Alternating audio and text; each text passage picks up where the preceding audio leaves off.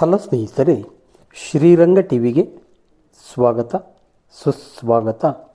ಸ್ನೇಹಿತರೆ, ದಾಸ್ಯ ಭಕ್ತಿಯ ಪರಾಕಾಷ್ಠೆ, ವೀರ ಹನುಮನ ರಾಮನಿಷ್ಠೆ, ಹನುಮ ಜಯಂತಿ. ಸೇವಕತನದ ರುಚಿ ಹನುಮಂತನಿಗಲ್ಲದೆ ಭಾವಿಸಿ ನೋಡಲು ಅನ್ಯರಿಗುಂಟೆ. ದೇವರ ದೇವ ಶ್ರೀರಾಮಚಂದ್ರನ ಪಾದ ಸೇವೆಯ ಮಾಡುವ ಭಾಗ್ಯ ಹನುಮಗೆ ಎಂದು ಪುರಂದರದಾಸರು ಹೇಳಿದ್ದಾರೆ. ಜಗತ್ತು ಸಾಕ್ಷಿಯಾದ ಅತ್ಯಂತ ವೈಭವದ ರಾಜ್ಯಾಭಿಷೇಕವೆಂದರೆ ಅದು ಅಯೋಧ್ಯೆಯಲ್ಲಿ ಶ್ರೀರಾಮನ ಪಟ್ಟಾಭಿಷೇಕ. ಶ್ರೀರಾಮನು ಪಟ್ಟಾಭಿಷೇಕ ಸಮಾರಂಭದ ಬಳಿಕ ವಿಭೀಷಣ, ಸುಗ್ರೀವ, ಮೈಂದ, ದ್ವಿವಿಧ, ನೀಲ, ಅಂಗದ ಸಹಿತ ಸಮಸ್ತ ವಾನರ ಪ್ರಮುಖರಿಗೆ, ಅತಿಥಿ ಅಭ್ಯಾಗತರಿಗೆ ಯಥೋಚಿತ ಉಡುಗೊರೆಗಳನ್ನು ನೀಡಿ ಸತ್ಕರಿಸುತ್ತಾನೆ. ಆದರೆ ಹನುಮಂತ ಮಾತ್ರ ತನಗೆ ಯಾವುದೇ ಬಾಹ್ಯ ಉಡುಗೊರೆಗಳು ಬೇಡ, ನಿನ್ನ ಸೇವಕತನವನ್ನು ಕರುಣಿಸು ಎಂದು ಬೇಡಿಕೊಳ್ಳುತ್ತಾನೆ. ಸ್ನೇಹೋ ಮೇ ಪರಮೋ ರಾಜಂ ಸ್ಮುಹಿ ಶಿಷ್ಯತು ನಿತ್ಯದ ಭಕ್ತಿಶ್ಚ ನಿಯತ ವೀರ ಬಾಹೋ ನಾನ್ಯತ್ರ ಗಚ್ಚತು. ನಿನ್ನ ಮೇಲೆ ನನಗಿರುವ ಅಪಾರವಾದ ಪರಮ ಪವಿತ್ರವಾದ ಭಕ್ತಿಯು ಶಾಶ್ವತವಾಗಿರಲಿ. ನನ್ನ ಮನಸ್ಸು ಬೇರೆಲ್ಲೂ ಅನ್ಯತ್ರ ವಿಚಲಿತವಾಗದಂತೆ ಸದಾಕಾಲ ನಿನ್ನಲ್ಲೇ ಸ್ಥಿರವಾಗಿರಲಿ ಎಂದು ಹನುಮಂತನು ವಿಶೇಷವಾದ ವರವನ್ನು ಬೇಡುತ್ತಾನೆ. ಯಾವ ದ್ರಾಮಕತ ಲೋಕೆ ಚರಿಷ್ಯತಿ ಮಹಿತಲೆ ತಾವತ್ಪರಿರೆ ವತ್ಸಂತು ಪ್ರಾಣಃ ಮಮ ನ ಸಂಶಯಃ. ಈ ಲೋಕದಲ್ಲಿ ಎಲ್ಲಿಯವರೆಗೆ ರಾಮಕಥೆಯು ಪ್ರಚುರವಾಗಿರುವುದೋ ಅಲ್ಲಿಯವರೆಗೆ ನನ್ನ ದೇಹದಲ್ಲಿ ಪ್ರಾಣವು ನೆಲೆಸಿರಲಿ ಎಂಬ ಹನುಮಂತನ ಕೋರಿಕೆಗೆ ಶ್ರೀರಾಮಚಂದ್ರನು ಹಾಗೆಯೇ ಆಗಲಿ ಎನ್ನುತ್ತಾನೆ. ಅಂದರೆ ಹನುಮಂತನಿಗೆ ಸದಾಕಾಲ ರಾಮಧ್ಯಾನ, ರಾಮನಾಮ ಪಾರಾಯಣ, ಶ್ರವಣದ ಎರಡು ಅಪೇಕ್ಷೆ ಬಿಟ್ಟರೆ ಬೇರಾವ ಆಸೆಯೂ ಇರಲಿಲ್ಲ. ಪ್ರತಿಯಾಗಿ ಶ್ರೀರಾಮನೂ ಕೂಡ ನೀನು ನನಗೆ ಮಾಡಿರುವ ಒಂದೊಂದು ಉಪಕಾರಕ್ಕೂ ನನ್ನ ಪ್ರಾಣವನ್ನೇ ನೀಡಿದರೂ ಸಾಲದು ಎಂದು ಹನುಮನ ಬಗ್ಗೆ ಭಾವುಕನಾಗಿ ಹೊಗಳುತ್ತಾನೆ.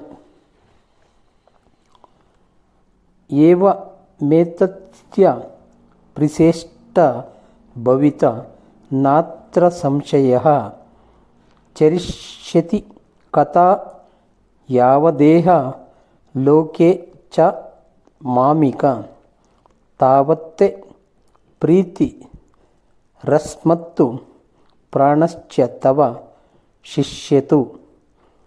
ಕಪಿಶ್ರೇಷ್ಠನೇ, ಈ ಭೂಮಂಡಲದ ಮೇಲೆ ಎಲ್ಲಿಯವರೆಗೆ ನನ್ನ ಕಥೆಯು ಇರುವುದೋ ಅಲ್ಲಿಯವರೆಗೆ ನಿನ್ನ ಪ್ರಾಣವು ದೇಹದಲ್ಲಿರುತ್ತದೆ. ಹಾಗೂ ನಮ್ಮ ಮೇಲಿನ ನಿನ್ನ ಪ್ರೀತಿಯು ಸ್ಥಿರವಾಗಿರುತ್ತದೆ ಎಂದು ಚಿರಂಜೀವಿತ್ವವನ್ನು ಹನುಮನಿಗೆ ಶ್ರೀರಾಮನು ದಯಪಾಲಿಸುತ್ತಾನೆ. ವಿಶೇಷವೆಂದರೆ ಹನುಮಂತನಿಗೆ ಚಿರಂಜೀವಿಯಾಗು ಎಂಬ ವರವನ್ನು ಶ್ರೀರಾಮನಿಗೂ ಮೊದಲೇ ಸೀತಾಮಾತೆಯು ದಯಪಾಲಿಸಿರುತ್ತಾಳೆ. ಹನುಮಂತನು ಲಂಕೆಯ ಅಶೋಕವನದಲ್ಲಿ ಸೀತೆಯನ್ನು ಕಂಡು ಆಕೆಯಿಂದ ಚೂಡಾಮಣಿಯನ್ನು ಪಡೆದು ಅಲ್ಲಿಂದ ಹಿಂದಿರುಗುವ ಸಂದರ್ಭದಲ್ಲಿ ಅಜರಾಶ್ಚ ಮರೈಶ್ಚೈವ ಭವತಿ ತ್ವಂ ಹರೀಶ್ವರ, ವಾನರಶ್ರೇಷ್ಠನೇ, ನೀನು ಮುಪ್ಪಿಲ್ಲದವನು ಮರಣವಿಲ್ಲದವನು ಹಾಗೂ ಎಂದು ಸೀತಾಮಾತೆ ಅನುಗ್ರಹಿಸುತ್ತಾಳೆ. ಹೀಗೆ ಸೀತೆಯು ನೀಡಿದ ವರಕ್ಕೆ ನನ್ನ ಚರಿತ್ರೆ ಇರುವವರೆಗೂ ಎಂದು ರಾಮನು ಚಿರಂಜೀವಿತ್ವದ ಅಧಿಕೃತ ಮೊಹರು ಒತ್ತುತ್ತಾನೆ. ಯತ್ರ ಯತ್ರ ರಘುನಾಥ ಕೀರ್ತನಂ ತತ್ರ ತತ್ರ ಕೃತ ಮಸ್ತಕಾಂಜಲಿಂ ಬಾಷ್ಪವಾರಿ ಪರಿಪೂರ್ಣಲೋಚನಂ ಮಾರುತಿಂ ನಮತ ರಾಕ್ಷಸಾಂತಕಂ.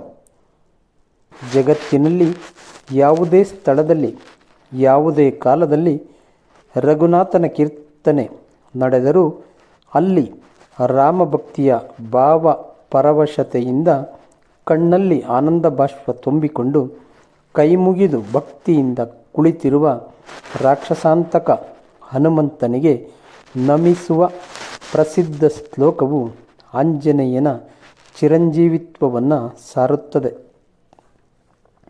ಹನುಮಂತನೆಂದರೆ ತಾಯಿ ಸೀತಾಮಾತೆಗೆ ಪುತ್ರವಾತ್ಸಲ್ಯ. ವಾಲ್ಮೀಕಿ ರಾಮಾಯಣದಲ್ಲಿ ವರ್ಣಿಸಲಾಗಿರುವಂತೆ ಪಟ್ಟಾಭಿಷೇಕದ ನಂತರ ಶ್ರೀರಾಮನು ಅಮೂಲ್ಯವಾದ ಮುತ್ತಿನ ಹಾರವನ್ನು ಸೀತೆಗೆ ನೀಡಿ ನಿನಗೆ ಪ್ರೀತಿ ಪಾತ್ರದವರಿಗೆ ಉಡುಗೊರೆಯಾಗಿ ಕೊಡುವಂತೆ ಹೇಳುತ್ತಾನೆ. ಸೀತೆಯು ಹನುಮಂತನಿಗೆ ಆ ಹಾರವನ್ನು ನೀಡುತ್ತಾಳೆ. ಅಷ್ಟೇ ಅಲ್ಲ, ಸಮುದ್ರವನ್ನು ಲಂಘಿಸಿ ಲಂಕೆಗೆ ಆಗಮಿಸಿ ಶ್ರೀರಾಮನ ಕ್ಷೇಮ ಸಮಾಚಾರವನ್ನು ತಿಳಿಸಿ ರಾಮನು ಕೊಟ್ಟಿದ್ದ ಉಂಗುರವನ್ನು ತಲುಪಿಸಿದ ಮಾರುತಿಗೆ ಸೀತಾಮಾತೆ 8 ಸಿದ್ಧಿ ಹಾಗೂ 9 ನಿಧಿಗಳನ್ನು ವರವಾಗಿ ಪ್ರದಾನಿಸುತ್ತಾಳೆ ಎಂದು ಗೋಸ್ವಾಮಿ ತುಳಸಿದಾಸರು ಅಷ್ಟಸಿದ್ಧಿ ನವ ನಿಧಿ ಕೆ ದಾತ ಅಸ ಬರ ದೀನ್ ಜಾನಕಿ ಮಾತ ಎಂದು ಹನುಮಾನ್ ಚಾಲೀಸದಲ್ಲಿ ವರ್ಣಿಸುತ್ತಾರೆ.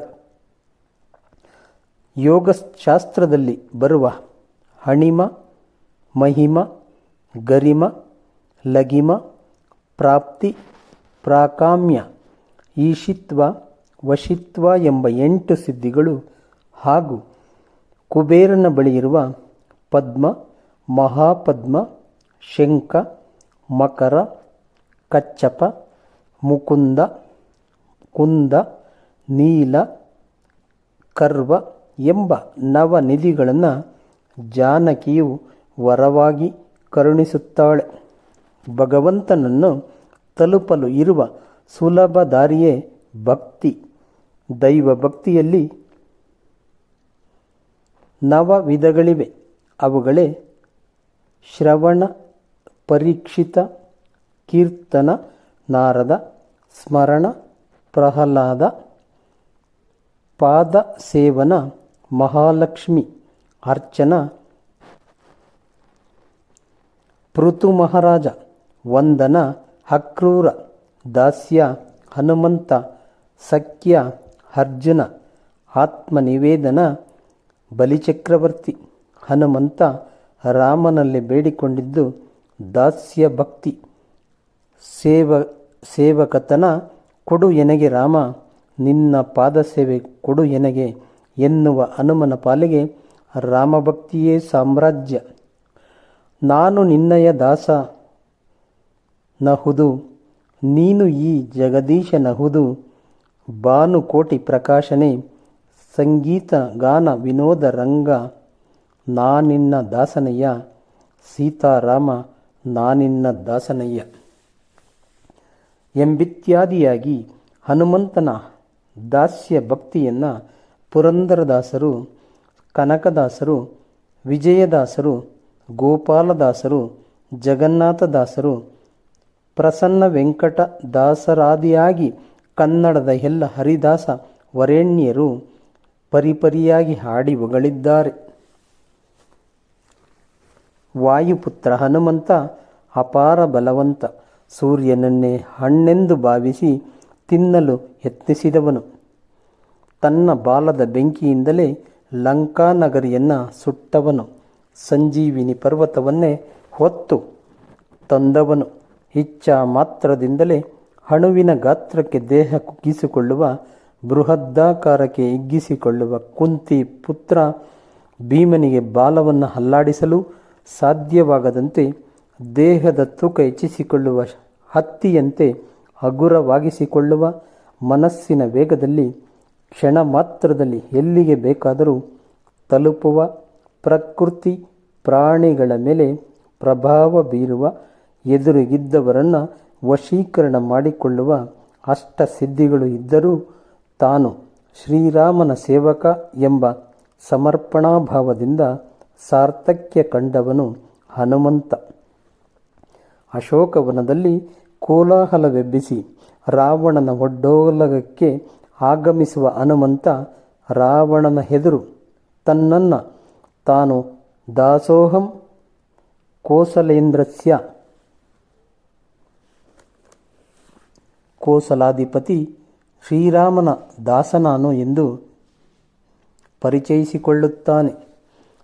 ಲಂಕಾ ಯುದ್ಧದಲ್ಲಿ ಹನುಮಂತ ರಾವಣರ ನಡುವೆ ಒಮ್ಮೆ ಮುಷ್ಟಿಯುದ್ಧ ನಡೆಯುತ್ತದೆ. ರಾವಣನ ಎದೆಗೆ ಹನುಮಂತ ಮೊದಲ ಮುಷ್ಟಿ ಪ್ರಹಾರ ಮಾಡುತ್ತಾನೆ. ಆ ಏಟಿಗೆ ಕೈಲಾಸ ಪರ್ವತವು ಭೂಕಂಪಕ್ಕೆ ಸಿಲುಕಿ ನಡುಗಿದಂತೆ ರಾವಣನು ಅದುರಿ ಹೋಗಿ ಮೂರ್ಛೆ ತಪ್ಪುತ್ತಾನೆ. ಸ್ವಲ್ಪ ಹೊತ್ತಿನ ಬಳಿಕ ಸಾವರಿಸಿಕೊಂಡು ನಿನ್ನ ಪ್ರಹಾರವನ್ನು ಮೆಚ್ಚಿದೆ ಎಂದು ಹನುಮಂತನನ್ನು ಹೊಗಳುತ್ತಾನೆ. ಆದರೆ ನನ್ನ ಗುದ್ದು ತಿಂದರೂ ನೀನು ಬದುಕುಳಿದಿಯಲ್ಲ ಎಂದು ಹನುಮಂತ ವಿಷಾದಿಸುತ್ತಾನೆ.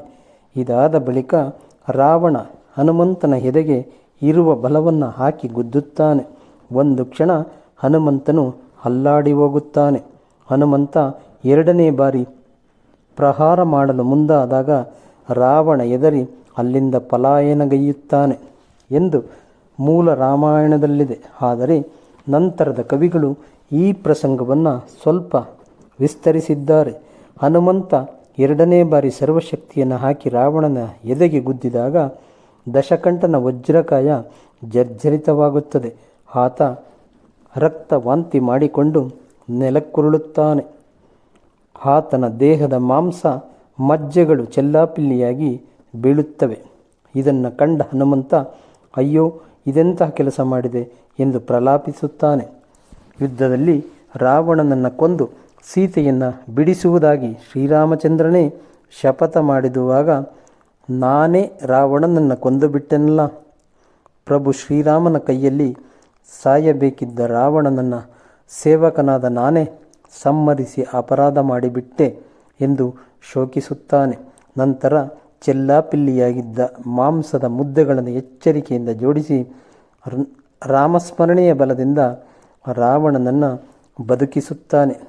ನಿನ್ನ ಸಾವು ಪ್ರಭು ಶ್ರೀರಾಮನ ಕೈಯಲ್ಲಿದೆ, ಯುದ್ಧ ಮಾಡು ಹೋಗು ಎಂದು ರಾವಣನನ್ನು ಹೆಬ್ಬಿಸಿ ಅಲ್ಲಿಂದ ಕಳುಹಿಸುತ್ತಾನೆ. ಅಂದರೆ ಸ್ವತಃ ಸರ್ವಶಕ್ತಿವಂತನಾಗಿದ್ದರೂ ರಾವಣನನ್ನು ಕೊಂದು ಯುದ್ಧ ಮುಗಿಸುವಷ್ಟು ಸಾಮರ್ಥ್ಯವಿದ್ದರೂ ಪ್ರಭು ಶ್ರೀರಾಮನ ಸೇವಕತನಕ್ಕೆ ಸಮರ್ಪಿಸಿಕೊಂಡ ಅಪರೂಪದ ದಾಸ್ಯ ಭಕ್ತಿಗೆ ಹನುಮಂತ ನಿದರ್ಶನಾಗುತ್ತಾನೆ. ಮನೋಜವಂ ಮಾರುತತುಲ್ಯ ವೇಗಂ ಜಿತೇಂದ್ರಿಯಂ ಬುದ್ಧಿಮತಾಮುರಿಷ್ಟಂ ವಾತಾತ್ಮಜಂ ವಾನರಯೂಧ ಮುಖ್ಯಂ ಶ್ರೀರಾಮದೂತಂ ಶಿರಸಾ ನಮಾಮಿ.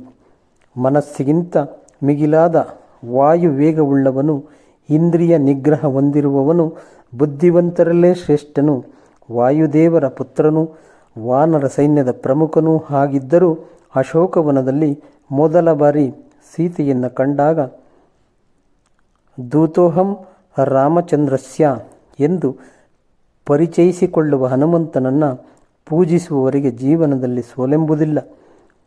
ಸಂತ ಭದ್ರಗಿರಿ ಅಚ್ಯುತದಾಸರು ಮುಖ್ಯ ಪ್ರಾಣದೇವರ ಕುರಿತು ರಚಿಸಿದ ಸುಂದರ ಕೀರ್ತನೆಯೊಂದಿಗೆ ಹನುಮ ಜಯಂತಿಯನ್ನು ಭಕ್ತಿ ಭಾವದಿಂದ ಆಚರಿಸೋಣ.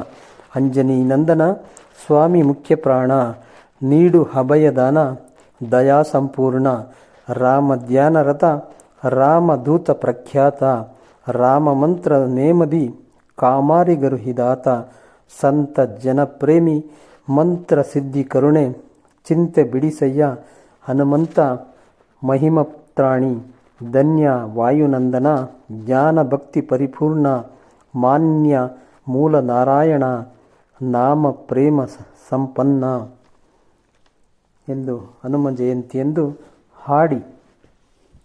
ಹಾಡಿದರೆ ಶ್ರೀ ಹನುಮಂತನ ರಾಮನಿಷ್ಠೆ, ದಾಸಭಕ್ತಿಯ ಪರಕಾಷ್ಠೆ, ವೀರ ಹನುಮನ ರಾಮನಿಷ್ಠೆ.